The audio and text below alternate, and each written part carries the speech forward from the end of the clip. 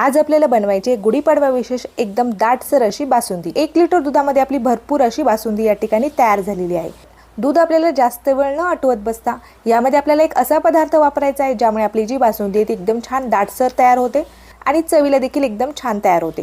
पारंपरिक पद्धतीने आपण दूध वापरून जशा पद्धतीची बासुंदी तयार करतो तशाच चवीची ही बासुंदी तयार होते। केसरचा वापर न करता बासुंदीला रंग देखील एकदम मस्त असा आलेला आहे। उपवास असेल तरी देखील तुम्ही ही बासुंदी बनवून खाऊ शकता। एवढी रुचकर आणि चविष्ट अशी आपली ही बासुंदी तयार होते। चला तर मग जास्त वेळ न घालता रेसिपीला सुरुवात करूया। आता ही दुधाची छान दाटसर बासुंदी तयार करण्यासाठी आपण या ठिकाणी 1 लिटर दूध घेतलेले आहे। दूध तुम्ही कुठलेही वापरू शकता, पॉकेटचं वापरा, म्हशीचं वापरा किंवा गाईचं वापरू शकता। तर मी या ठिकाणी 1 लिटर पॉकेटचं दूध घेतलेलं आहे। दूध मी या ठिकाणी तापून थंड करून घेतलेलं आहे। सकाळीच मी दूध तापून ठेवलं होतं।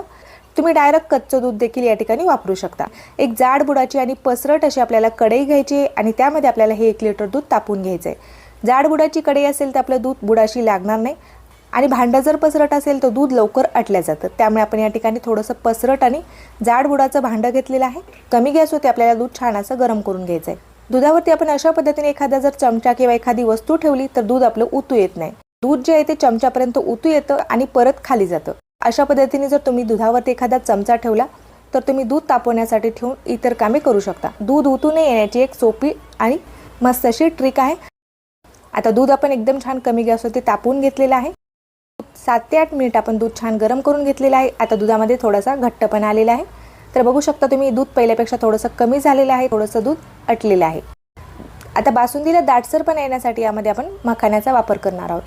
अर्धी वाटी आपण या ठिकाणी मखाणे छान असे भाजून घेतलेले आहेत। अर्धी वाटीपेक्षा थोडेसे कमी आहेत। मखाणे भाजून घेतल्यामुळे मिक्सरला छान व्यवस्थित असे बारीक होते। छान क्रिस्पी असे आपण हे मखाणे भाजून घेतलेले आहेत। आता हे मखाणे आपल्याला मिक्सरला दळून घ्यायचे आहेत। मखाण्यामुळे आपल्या खिरीला छान दाटसरपणा येतो आणि खीर आपली रुचकर देखील तयार होते। उपवासाला देखील मखाणे चालतात, त्यामुळे उपवास असेल तर उपवासाला देखील तुम्ही ही बासुंदी खाऊ शकता। मिक्सरला आपण ही मखाणे दळून घेतलेले आहेत। अशा पद्धतीने आपण मखाण्याचं पावडर या ठिकाणी तयार करून घेतलेलं आहे। आपले जे दूध आहे ते देखील आता अर्ध झालेलं आहे। बासुंदीला छान रंग येण्यासाठी आपल्याला साखर आपल्याला या ठिकाणी वितळून टाकायची आहे। यामध्ये कढई मी दुसऱ्या गॅसवरती ठेवून घेतलेली आहे। एका गॅसवरती आपल्याला साखर गरम करून घ्यायची आहे। तर एका पातेल्यामध्ये आपण अर्धी वाटी साखर घालून घेतलेली आहे। साखर आपल्याला पूर्णपणे वितळून घ्यायची आहे। यामध्ये आपल्याला पाण्याचा वापर करायचा नाही। पाणी न टाकताच आपल्याला साखर पूर्णपणे वितळून घ्यायची आहे। तर साखर पूर्णपणे आता वितळलेली आहे। साखरचा रंग देखील आता बदललेला आहे। पूर्णपणे साखर आपल्याला काळी करून घ्यायची नाही, तर हलकीशी आपल्याला ब्राऊन रंगामध्ये ही साखर वितळून घ्यायची आहे। पूर्ण साखर आपल्याला करपू द्यायची नाही। साखर जर करपली तर आपल्या बासुंदीला करपट स्वाद लागू शकतो। आता यामध्ये आपल्याला मखाण्याचं पावडर घालून घ्यायचं आहे। जे मखाण्याचं पावडर आपण मिक्सरला बारीक करून घेतलेले आहे ते मखाण्याचं पावडर आपल्याला यामध्ये घालून घ्यायचं आहे। गरम दुधामध्ये आपल्याला मखाण्याचं पावडर अजिबात घालायचं नाही। गरम दुधामध्ये जर तुम्ही मखाण्याचं पावडर घातलं तर त्यामध्ये गुठळी होऊ शकते। याच ठिकाणी आपल्याला मखाण्याचं पावडर घालून घ्यायचं आहे। जर तुम्हाला साखर कॅरमेल करून वापरायची नसेल तर तुम्ही या ठिकाणी मखाण्याचं पावडर थंड दुधामध्ये वापरू शकता। थंड दुधामध्येच मखाण्याचं पावडर मिक्स करून नंतर तुम्ही दूध गरम करण्यासाठी ठेवू शकता। बासुंदीला दाटसरपणा येण्यासाठी जर तुम्हाला मखाने वापरायचे नसतील तर तुम्ही या ठिकाणी मिल्क पावडरचा वापर करू शकता। 10 रुपयाचे 2 पाउच जर तुम्ही यामध्ये घातले तरी देखील बासुंदीला छान दाटसरपणा येतो। यामध्ये आपल्याला 2 चमचे गरम केलेले जे दूध आहे ते दूध घालून घ्यायचं आहे आणि दूध घातल्यानंतर आपल्याला साखर परत एकदा छान अशी वितळून घ्यायची आहे। दूध घातल्यानंतर साखरचे यामध्ये गोळे तयार होतील, त्यामुळे दूध घालून आपल्याला साखर कमी गॅसवरती वितळून घ्यायची आहे। साखर, मखाणे आणि दूध आपल्याला छान असं व्यवस्थित मिक्स करून घ्यायचं आहे। साखर आपण पूर्णपणे वितळून घेतलेली आहे। मखाण्याच्या पिठाच्या देखील यामध्ये अजिबात गाठी झालेल्या नाहीयेत। एकदम छान याला दाटसरपणा आलेला आहे। तर यामध्ये आपल्याला वेलची पावडर टाकून घ्यायचे। 2 ते 3 वेलच्या मी या ठिकाणी कुटून घेतलेल्या आहेत। ते वेलची पावडर आपल्याला यामध्ये घालून घ्यायचं आहे। रंग बघू शकता तुम्ही या दुधाचा एकदम छान रंग आलेला आहे आणि मस्त असं याला दाटसरपणा देखील आलेला आहे। आता हे तयार झालेले जे मिश्रण आहे ते आपल्याला गरम करून घेतलेल्या दुधामध्ये घालून घ्यायचं आहे। दुधामध्ये आपल्याला हे मिश्रण छान असं मिक्स करून घ्यायचं आहे। आता याच्या गुठळ्या होणार नाहीत किंवा याच्यामध्ये अजिबात गाठी होत नाहीत, कारण आपण मिश्रण सुरुवातीला छान असं गरम करून घेतलेलं आहे।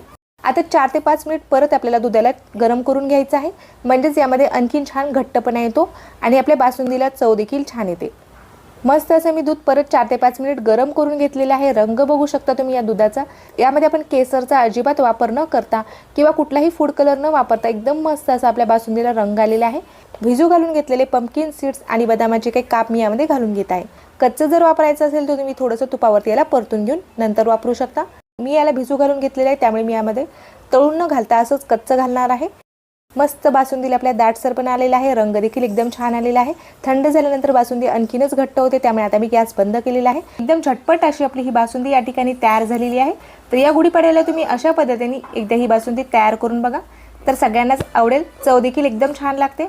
मखाने घातल्यामुळे बासुंदीची जी चव आहे ती देखील टिकून राहते। पुरीसोबत तुम्ही खाण्यासाठी अशा पद्धतीने ही बासुंदी तयार करू शकता। तर तुम्हाला आजची ही रेसिपी कशी वाटली ते मला कमेंट करून नक्कीच कळवा। व्हिडिओ जर आवडला असेल तर व्हिडिओला लाईक करायला विसरू नका। अशाच नवीन रेसिपी बघण्यासाठी चॅनलला सबस्क्राईब केलं नसेल तर चॅनलला लगेचच सबस्क्राईब करून घ्या। भेटूया तशाच एखाद्या छानशा आणि नवीन रेसिपीसोबत। तोपर्यंत धन्यवाद।